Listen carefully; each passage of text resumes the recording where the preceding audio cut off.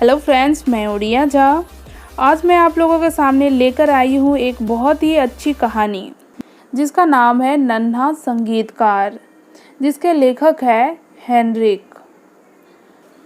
जब वो दुनिया में आया तो बेहद कमज़ोर और दुबला था। पड़ोसी उसके इर्द गिर्द इकट्ठा हो गए।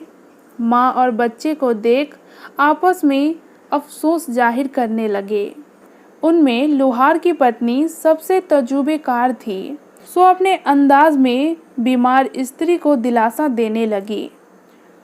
तुम चुपचाप लेटी रहो, मैं पवित्र मोमबत्ती जलाती हूँ। तुम्हारे पास ज़्यादा वक्त नहीं है, दूसरी दुनिया में जाने की तैयारी करो। बेहतर होगा अगर कोई जल्दी से जाए और अंतिम क्रियाक्रम के लिए पादरी को बुला लाए। बच्चे का भी फौरन नामकरण करना होगा।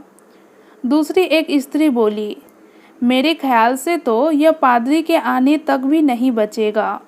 बेहतर होगा कि जल्दी से नामकरण हो जाए, वरना इसकी बेनाम आत्मा यहाँ वहाँ भटकेगी।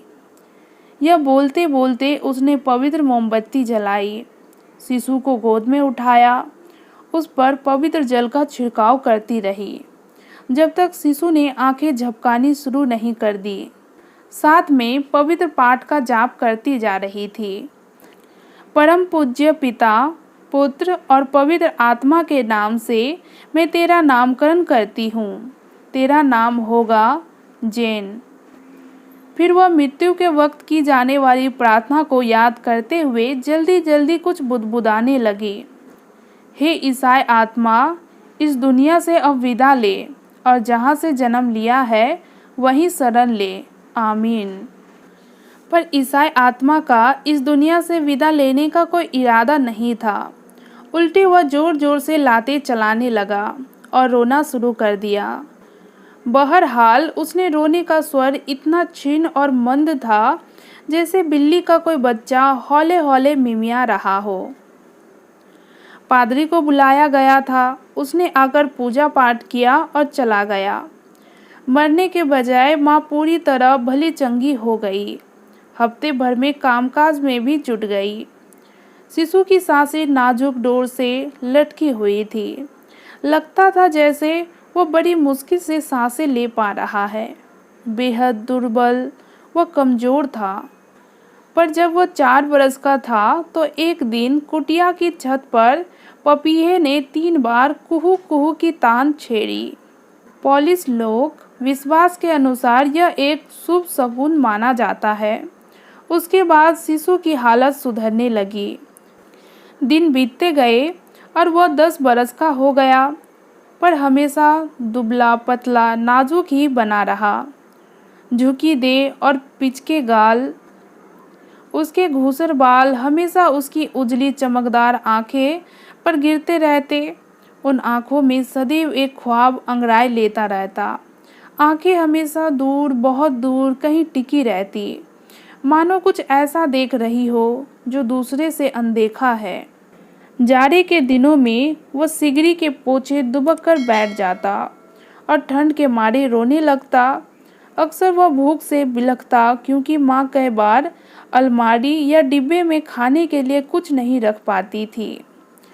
गर्मियों में छोटे सफ़ेद झबले में यहाँ वहाँ दौड़ भाग करता रहता, जो रुमाल से उसकी कमर में बंधा रहता था। सिर पर पुआल की पुरानी टोपी रहती, जिसके सुराखों से उसके भूरे बाल बाहर झांकते रहते। उत्सुक निगाहें पंछी की भांति यहाँ वहाँ भटकती रहती। बेचारी माँ क्या करती? मुश्किल से 2 जून की रोटी जुटा पाती थी। हालांकि जेन से उसे बेइंतहा प्यार था, पर उसकी पिटाई भी खूब करती। अक्सर उसे चेंजलिंग कहकर बुलाती। जब वह महज 8 बरस का था तभी से उसने अपने बूते पर जीना और अपनी देखभाल खुद करना शुरू कर दिया था। कभी भेड़ें चराने ले जाता, कभी जब घर पर खाने के लिए कुछ नहीं होता तो मशरूम खोजने घने जंगल में घुस जाता। खुदा का शुक्र था कि ऐसी दिलेरी के वक्त कभी किसी भेड़िए ने उसे अपना शिकार नहीं बनाया था। वह एहतियात बरतने वाले बच्चों में से नहीं था। देहाती बच्चों की तरह बातचीत के वक्त मुंह में उंगली रख लेता था। उसे देख पड़ोसी भविष्यवाणी करने से बाज नहीं आते कि यह बच्चा ज़्यादा दिन जी नहीं पाएगा। अगर जीवित भी रहा तो माँ को कभी सुख नहीं दे पाएगा, क्योंकि उसका शरीर इस लायक नहीं बन पाया है कि वो कड़ी मेहनत कर सके। उसमें एक अनोखी खूबी थी। कुदरत की जाने यह कैसी लीला थी कि उसे यह नियामत बख्शी थी। संगीत से उसे बेइंतहा मोहब्बत थी और यह मोहब्बत ही उसका जुनून थी। हर किस्म की आवाज़ में उसे संगीत सुनाई देता। हर आवाज़ वह डूब कर सुनता। जैसे जैसे वह बड़ा होता गया, लय और सुर में उसकी दिलचस्पी बढ़ती गई। वह भेड़ बकरियां चराने जाता या साथियों के साथ जंगल में बैर चुनने खाली हाथ ही घर लौटता और माँ से तुतलाकर बोलता, ओह माँ, कैसा खूबसूरत संगीत था, कैसी मधुर तान थी, ला ला ला ला। चल हट बंदर कहीं का, अब मैं तेरा बाजा बजाऊंगी, ना काम का ना काज का। उसकी माँ गुस्से से चिल्लाती और कलछी से उसकी पिटाई कर देती। बेचारा नन्हा सा बालक चीखता, दोबारा कभी संगीत ना सुनने का वादा करता, मगर उसका मन तो जंगल में ही बसता था। वो सोचता रहता कि वहाँ कितने मधुर स्वर हैं जो गूंजते हैं, बजते रहते हैं, पूरा जंगल गाता है। उसकी पति ध्वनि से जंगल गूंज उठता है। मेडी पर घास की पत्तियां गाती है, घर की बगिया में चिड़िया चहकती है, चेरी का वृक्ष सरसराता और कपकपाता है। शाम ढलते ही उसे हर तरह की आवाज़ें सुनाई देती। देहात में सुनाई देने वाले एक से एक स्वर उसके जहन में बजने लगते, जैसे समूचे गांव में मधुर स्वर लहरी गूंज उठी है। उसके संगी साथी आश्चर्य जताते, क्योंकि उन्हें तो ऐसा कोई भी स्वर सुनाई नहीं देता था। काम के वक्त जब वह खेतों में सूखी साफ घास काटने जाता तो हवा की सरसराहट में खो जाता। दूर खड़ा निरीक्षण पर जब उसे यूं ही निठल्ला बाल पीछे की ओर खिसकाए हवा के संगीत में खोया हुआ देखा तो फुट पट्टी उठाकर 2-3 सटाक दे मारा, ताकि यह स्वप्न दृष्टि को होश में लाया जा सके। पर सब बेकार। आखिरकार पड़ोसियों ने उसका नाम ही रख दिया, संगीतकार जेन को। रात में जब मेंढक टरते, चारागाहों पर कुकुट चित्कार करते, दलदल में तिलवालो धमकचौड़ी मचाते और पीछे मुर्गा बांग देता तो यह बालक सो नहीं पाता था। वो चरम आनंद की अनुभूति से भर उठता और इन स्वरों में खो जाता। उन्हें इन तमाम मिले जुले स्वरों में एक अद्भुत सुर संगीत सुनाई देता। गनीमत थी कि माँ उसे गिरजाघर नहीं ले जाती, क्योंकि वहाँ जब वह वाद्य यंत्रों और घंटियों की झंकार गूंजती तो बालक की आंखें धुंधली और नम हो उठती। उनमें एक ऐसी चमक दमकने लगती, मानो कि वे किसी दूसरी ही दुनिया की रोशनी में प्रदीप्त हो उठी हो। रात के वक्त गांव में पहरा देने वाला चौकीदार कभी कभार यूं ही खुद को जगाए रखने के लिए तारे गिनने लगता या बेहद धीमे धीमे किसी कुत्ते से गपियाने लगता।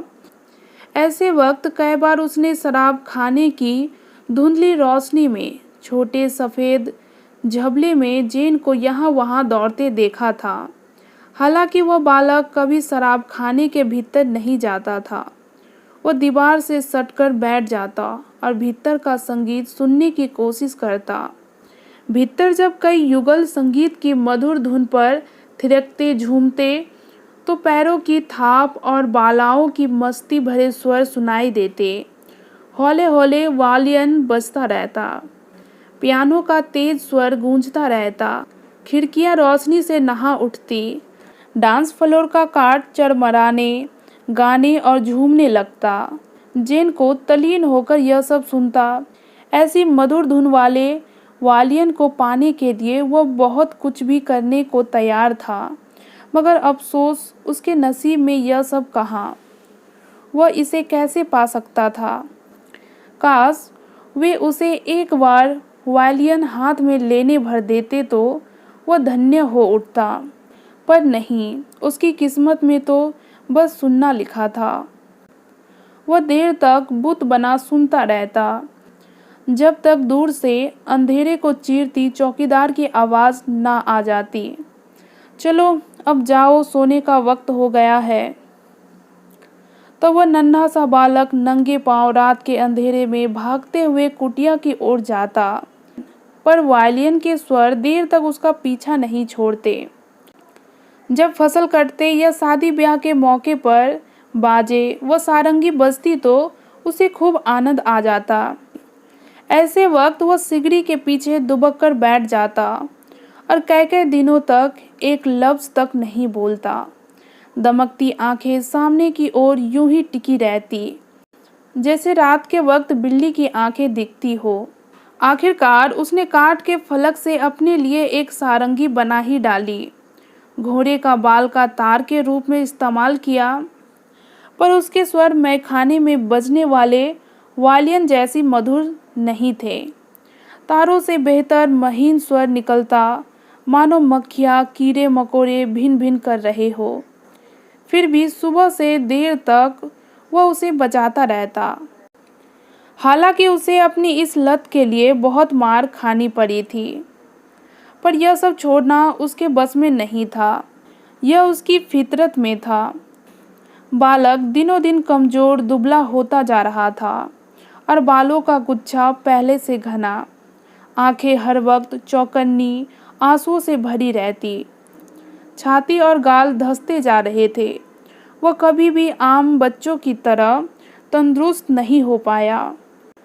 उसका वही हाल था जो उस बेचारी गरीब सारंगी का था, जो मुश्किल से ही बच पाती थी। फसलों के कटाई के वक्त तो वह लगभग फाके ही करता था, क्योंकि ऐसे वक्त वह महज कच्चे सलजम खाकर जीवित रहता था। उसकी एक ही चाहत थी कि किसी तरह एक वायलिन उसे मिल जाए, मगर अफसोस, उसकी यह चाहत ने उस बदनसीब की जान ही ले ली। ऊपर बंगले का मालिक बैरन और उसका पूरा परिवार अरसे से इटली में रह रहा था। बंगले की देखभाल करने वाले वर्दीधारी सिपाही के पास एक वायलिन था, जो कभी कभार वह अपनी खूबसूरत प्रेमिका या फिर नौकरों को खुश करने के लिए बजाता था। जेन को अक्सर ऊंचे ऊंचे पौधों के बीच नौकरों के हॉल के दरवाजे के पास दुबक कर बैठा रहता। उस पर एक ही धुन सवार रहती कि किसी तरह उस संगीत को सुन सके, या फिर कम से कम वायलिन की एक झलक भर पा सके। वायलिन हमेशा दरवाजे के सामने दीवार पर टंगा रहता था। बालक हसरत भरी निगाहों से उसे निहारता। ऐसे वक्त उसकी समूची आत्मा आंखों में उतर आती। यह उसके लिए दुनिया की सबसे कीमती चीज थी। अचानक एक मूक चाहत ने उसे जकड़ लिया। काश किसी तरह वो एक बार उसे अपनी हाथों से छूकर या बहुत नज़दीक से जाकर देखे। इस ख्याल मात्र से उसका दिल बलिलियों उछलने लगा। एक शाम उसने देखा कि नौकर के कमरे में कोई नहीं था। पूरा परिवार यूं ही इटली में ही रह रहा था। घर खाली था। वर्दीधारी सिपाही भी अपनी प्रेमिका के साथ कहीं घूमने निकल गया था। झाड़ियों में छिपा जेन को दरवाजे के छीरी में से बहुत देर से अपने लक्ष्य पर नजर टिकाए बैठा था। चंद्रमा अपने पूरे शबाब के साथ आसमान में दमक रहा था। कमरे के भीतर भी उसकी किरणों से एक घेरा बन गया था, जो सामने के दीवार पर पड़ रहा था। फिर धीरे धीरे रोशनी का यह घेरा वायलिन पर सिमट आया और वायलिन रोशनी में नहा उठा। बालक ने देखा कि घने अंधेरे के बीच दूधिया रोशनी में वायलिन चमक रहा था। इस तरह उज्जवल की उसकी चकाचौंध से वह बौड़ा गया। उसके तार, गर्दन, किनारे सब कुछ साफ साफ दिखाई दे रहे थे। खुटिया जुगनू की मादिक चमक रही थी और वायलिन का गज भी एकदम जादू की छड़ी के माफिक था। वाह, कितना खूबसूरत है, एकदम जादुई। जेन को ललचाए नजरों से उसे ताकने लगा। वह लताओं के बीच दुबक कर बैठा था। उसकी कोहनियाँ कमजोर घुटनों पर टिकी हुई थी। अवाक, निश्चल, उस एक चीज पर टकटकी बांधे वह मायूसी से भर उठा। अगले ही पल उत्कट आकांक्षा ने उसे घेर लिया। क्या यह कोई जादू है या कुछ और? वायलिन की जुनून उस पर मंडरा रहा था। क्षण भर के लिए वायलिन अंधेरे में डूब गई, पर फिर दुगनी आभा से वह चमक उठी। जादू? वाकई यह तो जादू ही था। इसी बीच हवा सरसराने लगी, पेड़ डोलने लगे, लताएं मंद मंद फुसफुसाने लगी और ये सभी मानो उस बालक को उकसा रहे थे। चलो जेनको, आगे बढ़ो, वहाँ कोई भी नहीं है। जाओ जेनको। रात उजली और निर्मल थी। बगीचे में तालाब के किनारे बुलबुल ने कुहुकना शुरू कर दिया, कभी हौले हौले तो कभी जोर से। उसके गीत के बोल थे, आगे बढ़ो, हिम्मत करो, जाकर छू लो प्यारे। एक ईमानदार काला कौवा बालक के सिर पर मंडराने लगा और काव काव कर बोला, नहीं जेनको नहीं। कौवा उड़ गया। बुलबुल अभी भी गा रही थी। लताएं दुगनी वेग से फुसफुसाने लगी, जाओ, वहाँ कोई नहीं है। वायलिन अब भी चंद्रमा के रोशनी के घेरे में टंगा हुआ था। अब वह घनी लताओं के पीछे से उठ खड़ा हुआ। दहलीज पर उस नाजुक बालक की चौकनी की तरह चल रही सांसों को साफ साफ सुना जा सकता था। क्षण भर बाद ही सफेद झबला ओझल हो चुका था। केवल एक नन्हा पैर सीढ़ियों पर दिख रहा था। दोस्त कौवे ने एक बार फिर व्यर्थ में चक्कर काट कर आगाह किया, नहीं नहीं, पर जेन को भीतर घुस चुका था। तालाब में मेंढक अचानक डरने लगे, मानो किसी ने उन्हें डरा दिया हो। फिर अचानक शांत हो गए। बुलबुल ने गाना बंद कर दिया। बेलों की फुसफुसाहट भी थम गई। इस बीच जेन को अपने लक्ष्य के और करीब पहुंच गया था, पर भय ने उसे जकड़ लिया। घर के भीतर लताओं की छाया पड़ रही थी। झुरमुट में वह एक जंगली जीव की भांति दिख रहा था। वह तेज चल रहा था, पर सांस धीमे धीमे चल रही थी। पूर्व से पश्चिम की ओर गर्मियों की कपकपाती लपकाती बिजली से पूरा कमरा क्षण भर के लिए रोशन हो उठा। उसी एक पल में दोनों हाथों और पैरों पर झुका बेचारा जेन को कांपता दिखाई दिया। वायलिन के पास सिर को आगे की ओर फैलाकर वो पलथी मारकर बैठा था। फिर बिजली कड़कनी बंद हो गई। चंद्रमा को बादलों ने ढक लिया। चारों ओर निस्तब्धता पसर गई। एक विराम के बाद अंधेरे में हल्के कंदन की आवाज आई, मानो किसी ने अनजाने में तारों को छेड़ दिया है। उसी वक्त कमरे के कोने से कर्कश मगर उनीदी आवाज फूट पड़ी, कौन है वहाँ? दीवार से माचिस की तिल्ली रगड़ने की आवाज सुनाई दी। एकाएक रोशनी की लहर फूट पड़ी और फिर हाय राम, गालियों, घूसों, मुक्कों की बरसात होने लगी। बच्चा रोने लगा, बिलखने, याचना करने लगा, ईश्वर के वास्ते। कुत्तों का भौंकना, रोशनी लेकर लोगों की भगदड़ शुरू हो गई। पूरे घर में खलबली मच गई। 2 दिन बाद अभागा जेन को मजिस्ट्रेट के सामने था। क्या चोरी के जुर्म में उस पर मुकदमा चलाया जाए? बेशक। न्यायाधीश और मकान मालिक ने कटघरे में खड़े अपराधी को देखा। मुंह में उंगली डाले, फटी भयभीत आंखें, बेहद दुबला, छोटा, गंदा, चोटों से भरा हुआ बालक चुपचाप खड़ा था, इस बात से पूरी तरह अनजान कि क्यों और कैसे यहाँ लाया गया है और वे लोग उसके साथ क्या करने वाले हैं। न्यायाधीश सोच में पड़ गया कि इस कदर दुर्बल महज 10 वर्ष के अभागे को क्या दंड दिया जा सकता है, जो अपने पैरों पर ढंग से खड़ा भी नहीं हो पा रहा है। क्या इसे कैद खाने भेजा जा सकता है? यूं ही बच्चों के साथ इतना बेरहम नहीं हुआ जा सकता। क्या यह बेहतर नहीं होगा कि चौकीदार उसे ले जाकर बेत से थोड़ी पिटाई कर दे, जिससे उसे दोबारा चोरी ना करने का सबक मिल जाए? इस तरह मामला भी निपट जाएगा। हाँ, यही बढ़िया रहेगा। चौकीदार को बुलाया गया। इसे ले जाओ, चेतावनी के बतौर बेत से पिटाई करो।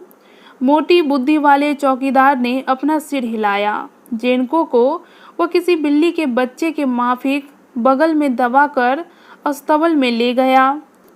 या तो उस बालक को कुछ भी समझ में नहीं आ रहा था अथवा वह इस कदर भयभीत था कि उसने मुंह नहीं खोला। भयभीत नन्हे परिंदे की भांति चारों ओर देखने लगा। उसे तब जाकर एहसास हुआ जब चौकीदार ने पटक कर फर्श पर लिटा दिया और उसे हाथ से पकड़कर बेत से पीटने लगा। बेचारा जेन को चीख पड़ा, माँ। हर बार के साथ उसकी आवाज़ क्षीण और कमज़ोर होती जाती थी। कुछ देर बाद वह चुप हो गया। फिर उसने माँ को पुकारना बंद कर दिया। बेचारा टूटा हुआ वायलिन। क्रूर चौकीदार ने बड़ी बेरहमी से बालक को पीटा था। यूं भी अभागा नन्हा जेन को हमेशा से ही दुबला पतला और कमज़ोर था। बड़ी मुश्किल से सांस ले पाता था। आखिर उसकी माँ आई, बच्चे को अपने साथ ले गई, पर उसे गोद में उठाकर ले जाना पड़ा। अगले रोज़ जेन को उठ नहीं सका। तीसरे रोज़ उसने आखिरी सांस ली। घोड़े के जिनके कपड़े से ढके बिस्तर पर वह हमेशा की नींद में सो गया। जब वह इस तरह मृत्यु के आगोश में था तो खिड़की के पास चेरी के वृक्ष पर अवावली पक्षी चहकने लगे। सूरज की किरणें भीतर झांकने लगी और बालक के लच्छेदार बाल और रसकहीन सूखे चेहरे के चारों ओर तारों की ज्योति का एक पुंज दमकाने लगा। मानो किरणों ने इस नन्हे से बालक की आत्मा को स्वर्ग में ले जाने का मार्ग बना दिया था। ऐसे बदनसीब बालक को कम से कम मृत्यु के इस घड़ी में सूरज की रोशनी से भरा एक उजला और चौड़ा मार्ग नसीब हुआ था, वरना जीवन भर उसे कटीले रास्ते पर ही चलना पड़ा था। उसकी बेजान छाती अभी भी हल्के हिल रही थी। बालक अभी भी बाहरी दुनिया की आवाज़ों के प्रति सचेत था, जो खिड़की के मार्फत भीतर जा रही थी। शाम का वक्त था। खेतिहाल बालिकाएं काम से लौट रही थी और गाते हुए जा रही थी। पास से ही नदी की कलकल सुनाई दे रही थी। जेनको ने आखिरी मर्तबा देहात के संगीत को सुना। घोड़े के जिनके कपड़े पर उसके पास ही वह सारंगी भी रखी थी जो उसने काठ के टुकड़े से बनाई थी। मरनासन का चेहरा अचानक चमक उठा। उसके सफ़ेद होंठ फुसफुसाए, माँ। क्या बात है मेरे लाडले? माँ ने पूछा, लेकिन उसकी आवाज़ सिसकियों में दब गई। माँ, भगवान मुझे स्वर्ग में असली वायलिन देगा। हाँ मेरे बच्चे। वह इससे ज़्यादा कुछ नहीं बोल पाई। भीतर जजब आंसुओं का सैलाब फूट पड़ा था। वह केवल बुदबुदाई, ओ जीसस। फिर मेज़ पर सिर रखकर फूट फूट कर विलाप करने लगी। सब खत्म हो चुका था। जब उसने सिर उठाया तो देखा कि नन्हे संगीतकार की आंखें खुली निश्चल थी। जब मुख का शांति, गंभीरता, दृढ़ निश्चय झलक रहा था, सूरज डूब चुका था। नन्हे जेन को ईश्वर तुम्हें शांति दे। अगले रोज बैरन और उसके परिवार वाले इटली से अपने बंगले में लौट आए। घर के दूसरे सदस्यों के साथ बेटी और उसका मंगेतर भी था।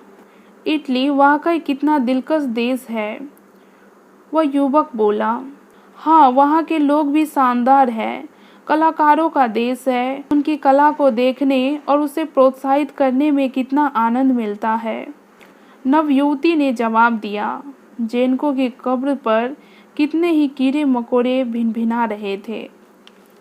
दोस्तों, आपको ये कहानी कैसी लगी कमेंट कर जरूर बताइए। दोस्तों संग भी शेयर कीजिए। ऐसे और भी वीडियोस देखने के लिए हमारे चैनल को सब्सक्राइब कर ले। Thank you for watching this video.